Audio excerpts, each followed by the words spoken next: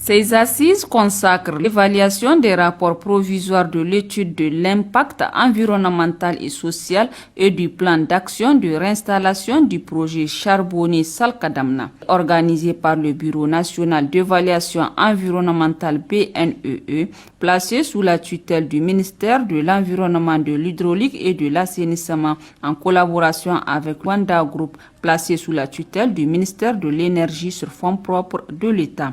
En effet, la justification du projet charbonnier Salkadamna se traduit par un besoin énorme en énergie pour un accès abordable aux services électriques de la population en vue de répondre à la demande sans cesse croissante pour l'amélioration des conditions socio-économiques du pays. Ce projet sera constitué de 4 phases.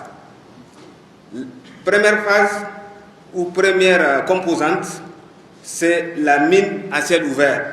Centrale thermique elle-même de 600 MW dans sa première phase. La ligne de transport d'électricité.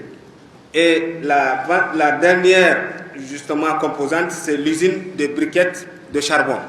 En ouvrant les assises, le gouverneur de la région d'Ottawa, colonel-major Suleiman Moussa Amadou, après avoir remercié Wanda Group et ses partenaires pour avoir initié ce projet pour la souveraineté énergétique du pays, a souligné son importance pour les plus hautes autorités du pays. Ce projet contribuera sans doute à rehausser le taux national d'accès à l'électricité conformément aux documents de politique nationale de l'électricité.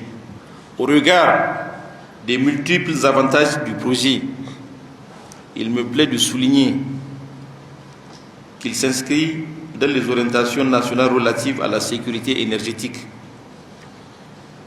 à la valorisation des ressources naturelles nationales et au développement économique dans l'axe 3 prôné par le gouvernement de la République du Niger. Auparavant, l'administrateur délégué de la ville d'Ottawa, Sahabi Moussa, a saisi l'occasion pour souhaiter la chaleureuse bienvenue aux participants et plein succès aux travaux.